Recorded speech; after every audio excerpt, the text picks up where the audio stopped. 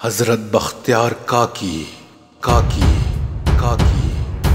قطب الاقطاب خواجہ سید محمد بختیار الحسینی قطب الدین بختیار کاکی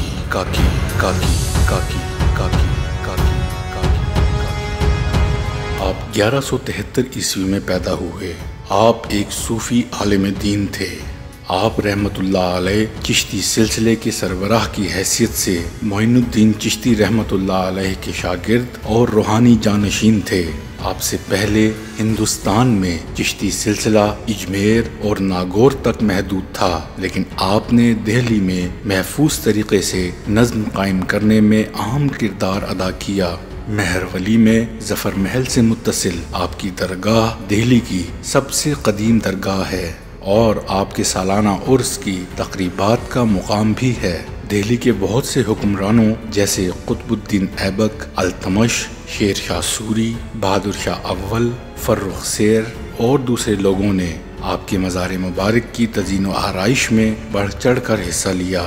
آپ کے سب سے مشہور شاگرد اور روحانی جانشین بابا فرید الدین گنج شکر تھے، جو دہلی کے مشہور صوفی بزرگ نظام الدین اولیاء کے روحانی استاد بھی تھے اور جو خود امیر خسرو اور ناصر الدین چراغ دہلوی کے روحانی استاد تھے۔ قطب الدین بختیار کاکی رحمت اللہ علیہ کا ہندوستان میں تصوف پر بہت اثر ہے، جیسا کہ انہوں نے چشتی سلسلے کے اندر عالمگیر بھائی چارے خیرات کے روایتی نظریات کو جاری رکھا اور تیار کیا۔ ہندوستان میں اسلام کی ایک نئی جہت کھلنے لگی جو اب تک موجود نہیں تھی۔ آپ رحمت اللہ علیہ کی وجہ سے 13ویں اور 14ویں صدی میں ہندوستان میں بہت سے لوگوں نے اسلام کی طرف رجوع کیا۔ ہندو، عیسائی، سکھ وغیرہ آپ کی درگاہ پر حاضری دینے آتے ہیں اور نذرانہ عقیدت پیش کرتے ہیں۔ حضرت قطب الدین بختیار کاکی رحمت اللہ علیہ کی زندگی نہایت تنگ دستی کی تھی۔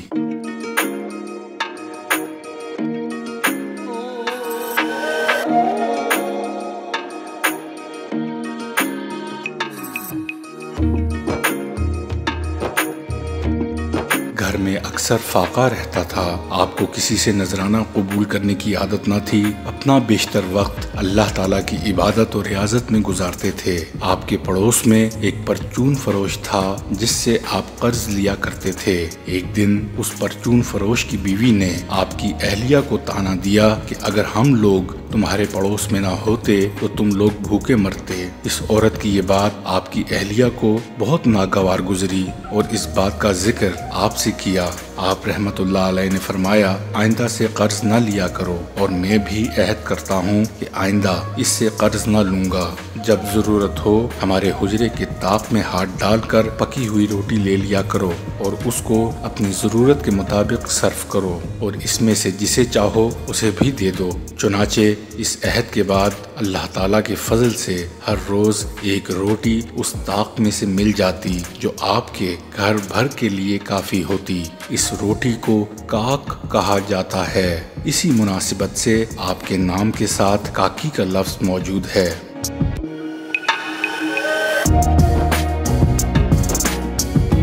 سیر الاولیاء میں لکھا ہے کہ ایک دن اس پرچون فروش نے اپنے دل میں یہ خیال کیا کہ شاید کوئی ایسی بات ہو گئی ہے جس کے باعث حضرت قطب الدین بختیار کاکی رحمت اللہ علیہ نے قرض لینا چھوڑ دیا ہے۔ چنانچہ اس نے اپنی بیوی کو صورتحال معلوم کرنے کی غرض سے آپ کے گھر بھیجا۔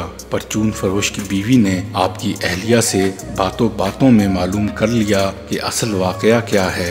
چنانچہ جب آپ کی اہلیہ نے پرچون فروش کی بیوی سے یہ بات بیان کر دی کہ پردہ غیب سے روٹی میسر ہو جاتی ہے تو پھر وہ روٹی ملنا بند ہو گئی۔ آپ نے اہلیہ سے پوچھا کہ کیا تم نے روٹی کے ملنے کا واقعہ کسی کو بتایا ہے؟ تو آپ کی اہلیہ نے کہا، ہاں میں نے یہ بات پرچون فروش کی بیوی کو بتائی تھی۔ سیر الاقطاب میں لکھا ہے کہ ایک شخص نے حضرت سلطان المشائخ سے دریافت کیا کہ حضرت خواجہ قطب الدین بختیار کاکی رحمت اللہ علیہ کو کاکی کس وجہ سے کہتے ہیں؟ آپ نے فرمایا، ایک دن حضرت اقدس اپنے اصحاب کے ساتھ حوض شمسی پر بیٹھے تھے کہ ایک آدمی نے کہا، کیا ہی اچھا ہوتا کہ اس سرد ہوا کے ساتھ گرما گرم نان بھی مل جاتا۔ حضرت خواجہ نے اپنا ہاتھ حوض میں ڈال کر نان گرم نکالے اور اصحاب کے سامنے رکھ دیے اور سب نے سیر ہو کے کھائے۔ اس روز سے آپ کو لوگ کاکی کہنے لگے۔ اس کتاب میں یہ بھی لکھا ہے کہ ایک دفعہ کہ سلطان شمس الدین التمش نے حضرت اقدس سے دام غیب کی التجا کی، آپ نے فوراً اپنے دونوں آستین ہلا دیے تو نہایت عمدہ اور گرم کاک بمانا نان برآمد ہوئے۔ بادشاہ نے نہایت ہی عجز و نیاز سے نان کھائے اور مشکور ہوا، اس وجہ سے آپ کا لقب کاکی مشہور ہو گیا۔ یہی تھی ہماری آج کی ویڈیو۔ اگر ویڈیو پسند آئے تو برائے مہربانی میری اور میری ٹیم کی حوصلہ افزائی کیجیے گا اور چینل کو لائک، شیئر اور سبسکرائب کیجیے گا۔ ملتے ہیں اگلی ویڈیو میں۔